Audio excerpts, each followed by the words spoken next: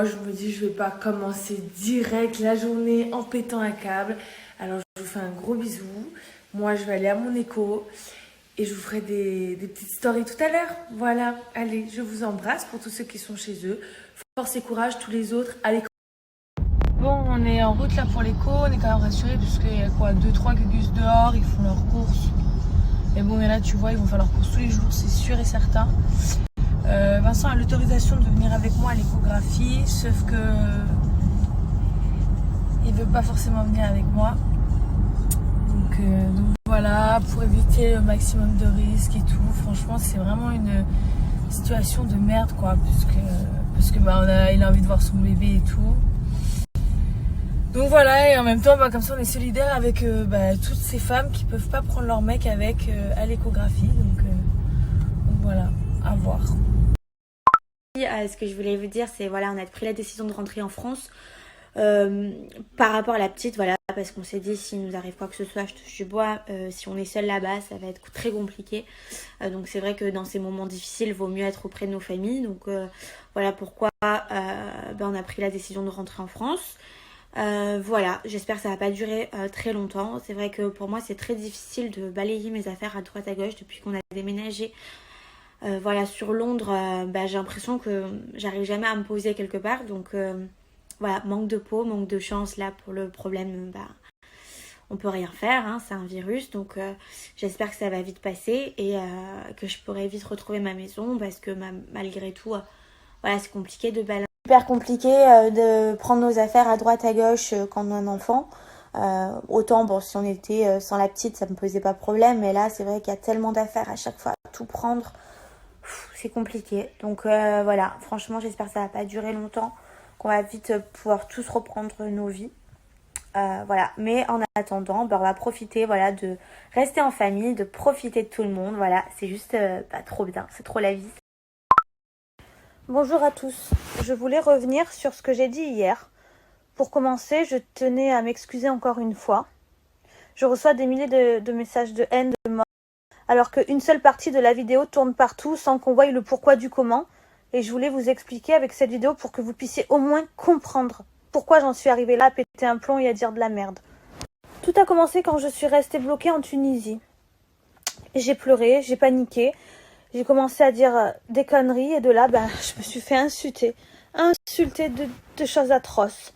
Alors que moi, personnellement, j'aurais été bloquée dans n'importe quel autre pays, j'aurais paniqué autant. Ils ont fermé les frontières, j'ai eu peur. J'ai aucun problème avec la Tunisie, j'adore la Tunisie, j'y vais tout le temps. Ils me traitent super bien quand je suis là-bas, enfin, il n'y a aucun problème avec ça. J'ai pas compris déjà les menaces de ça. Suite à toutes ces menaces, j'ai fait cette vidéo hier pour insulter les haineux qui voulaient uniquement pour eux et personne d'autre. Vous savez quoi, en ce moment, je suis dans un état psychologiquement fragile. Je n'en parle jamais. C'est ma mère qui m'a ordonné de vous en parler. Ma mère, elle est en récidive d'un cancer. Je suis pas bien, elle est en limite en train de me préparer à ça. Je ne parle jamais de ça. Je ne veux pas du tout me servir de sa maladie, loin de là. Mais c'est vrai, ça m'affecte énormément. Et quand je lis que vous souhaitez que ma mère crève, ouais, j'ai pété un plomb. Ça ne justifie pas ce que j'ai dit, mais on peut petit peu plus comprendre que je suis humaine et que c'était un acharnement. On parle pas de dizaines, de centaines, mais des milliers de messages de haine. Cette vidéo, elle était que pour les haineux et personne d'autre. Vous savez quoi, je viens d'une famille modeste. Avant son cancer, ma maman, elle se levait tous les matins à 5 heures pour aller faire le ménage à la mairie. Je veux dire, j'ai aucun intérêt de manquer de respect à ma maman, à mes proches, à vous, qui travaillez dur tout le temps. C'était uniquement pour ces haineux, les blesser, les faire chier comme ils m'ont fait chier. C'était maladroit de ma part. Mais en même temps, je suis désolée, on me suit pas parce que j'ai un doctorat en médecine. Je suis une candidate de télé-réalité, je dis des fois n'importe quoi, et je suis désolée, mais c'était pas contre vous. Je respecte vraiment tous ceux qui travaillent. Croyez-moi, ce n'était pas pour vous, c'était pour ces mauvaises personnes qui m'insultent toute la journée. Ok, j'ai dit de la merde sur le coup des nerfs pour tous ces haineux qui menaçaient de... Mais en fait, là, je comprends pas. Vous voulez quoi? Aujourd'hui, vous attendez que je m'ouvre les veines, que je saute par la fenêtre, qu'en fait, juste que je me suis... Pour que votre colère, elle s'arrête, en fait, il faut ça.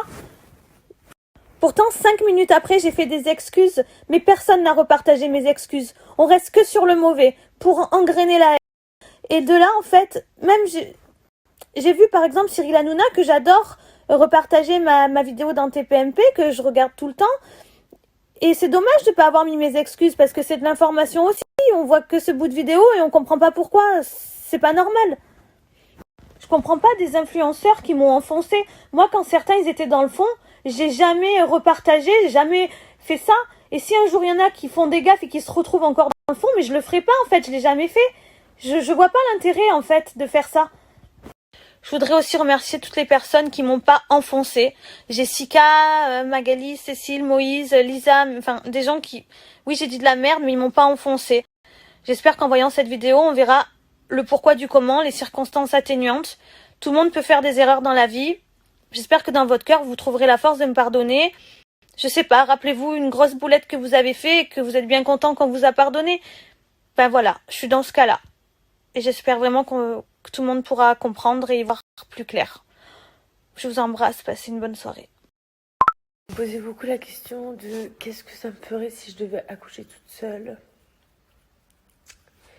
Je vous avoue que moi, l'année passée, j'ai vécu un traumatisme de ouf, où j'en ai parlé à personne et personne ne le sait, par ma famille et Vincent et quelques-uns de mes amis.